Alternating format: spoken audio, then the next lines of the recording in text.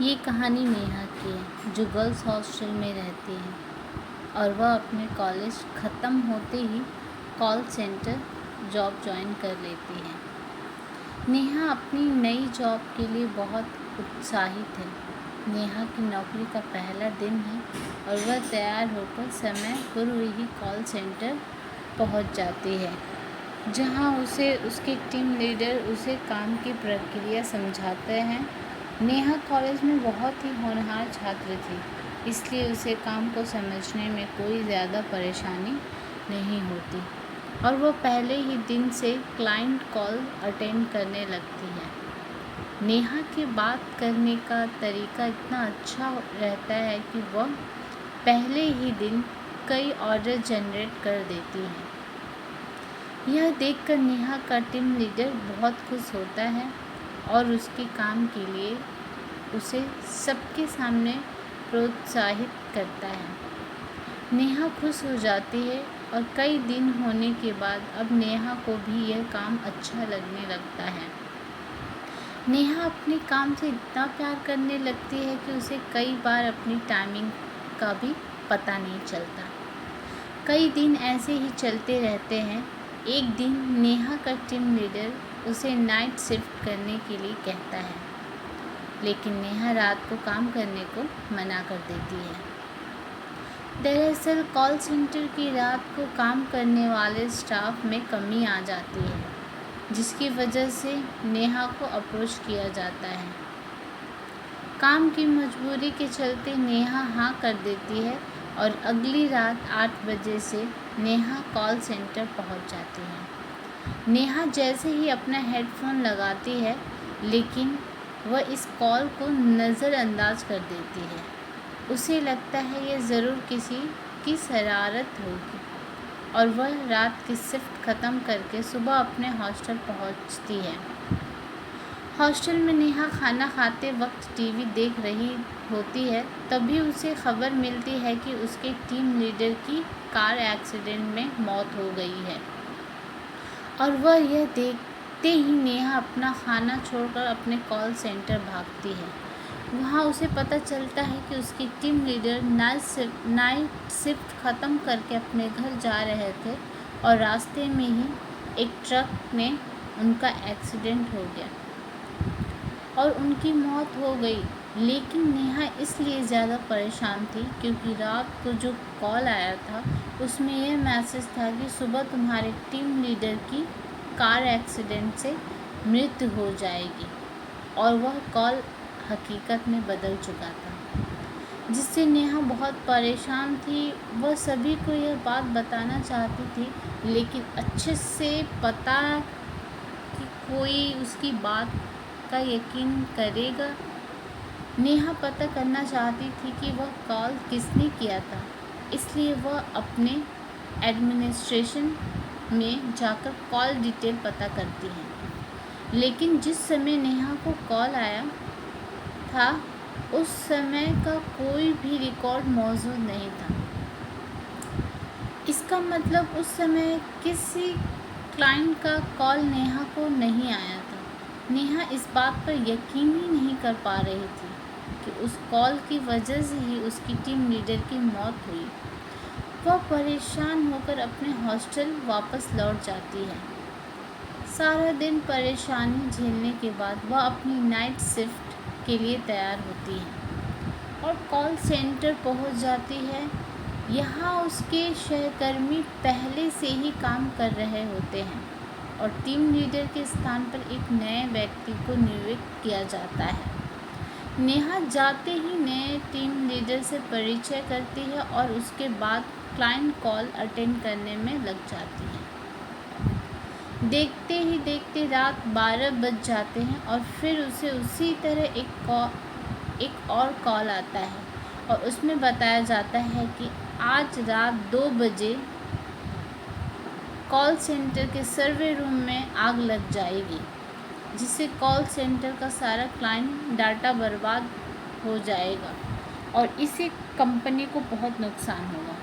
लेकिन नेहा इस बार इस बात को हल्के में नहीं लेती है और अपने नए टीम लीडर से जाकर सारी बात बता देती है और वह भी नेहा की बात पर भरोसा करते हुए सर्वे रूम का परीक्षण करता है, लेकिन वहाँ किसी तरीके की तकनीकी खराबी नहीं होती और वह नेहा से कहता है, यह सब कुछ ठीक है, दुर्घटना होने को तो सवाल ही पैदा नहीं होता है।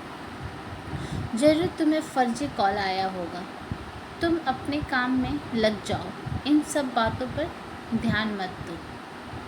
कॉल सेंटर में स्पैम कॉल आम बात है और नेहा वापस कॉल अटेंड करने में लग जाती है। कुछ समय बाद जैसे ही 2 बजते हैं, सर्वे रूम में एक छोटा सा धमाका होता है और काम कर रहे सभी लोग भागते हुए वहां पहुंचते हैं और देखते ही देखते सारे कमरे में आग लग जाती है। सारी रात गुजर जाती है, नेहा की जान में जान आती है और वह टीम लीडर से कहती है, सर हमें अपने सुरक्षा कर्मियों को बचा लिया। लेकिन तभी टीम लीडर के मोबाइल मैसेज आता है, आज रात को वह सुरक्षा कर्मी करंट लगने से मर गया जिसने छुट्टी ले रखी थी। टीम लीडर परेशान हो जाता है और नेहा से कहता है, हमें इन हत्याओं का कारण जानना होगा क्योंकि हमारे कॉल सेंटर में लगातार यह हादसे हो रहे हैं और सिर्फ तुम्हें ही इसकी जानकारी क्यों मिल रही है।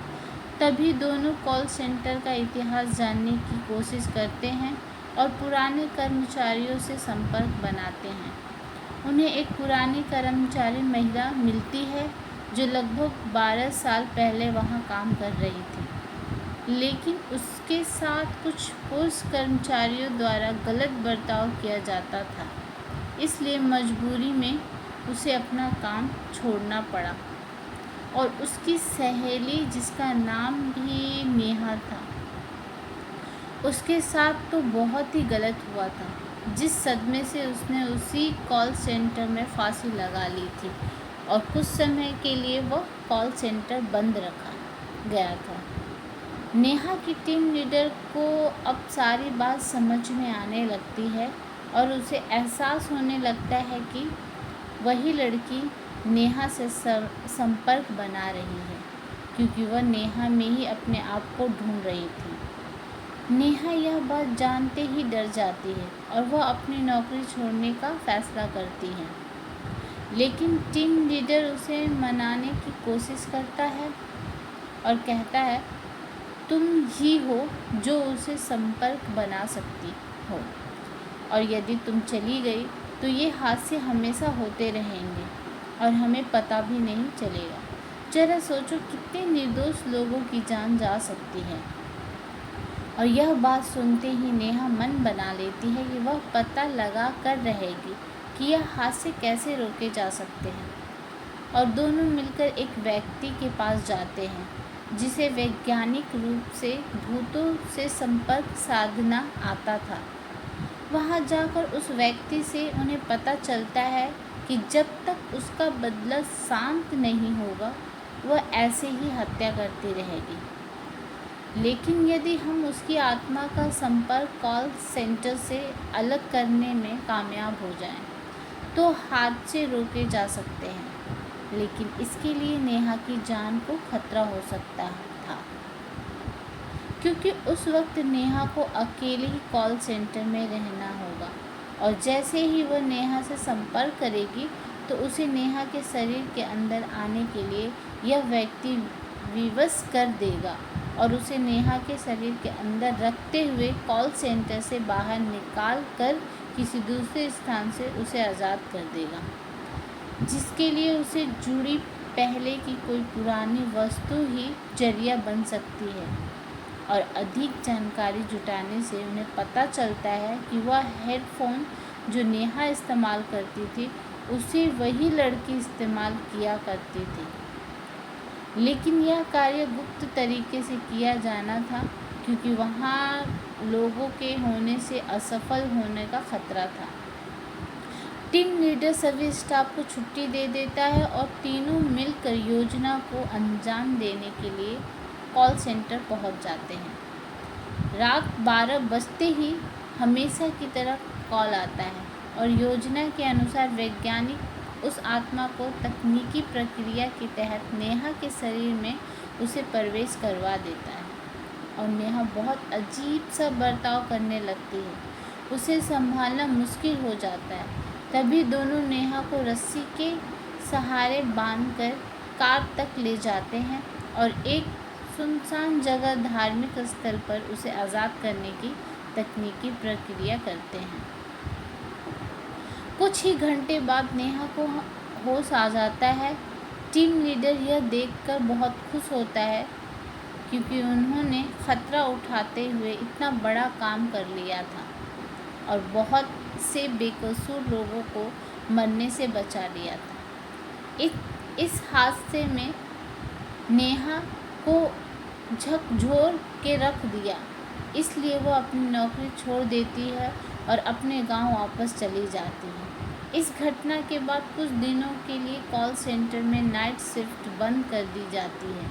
इस घटना के कुछ दिन बीते ही थे, अचानक 12 बजे फिर कॉल सेंटर में कॉल आता है, जबकि सारा सिस्टम बंद किया जा चुका था। लेकिन फ़ोन की घंटी बजती रहती है और कहानी ख़त्म हो जाती है।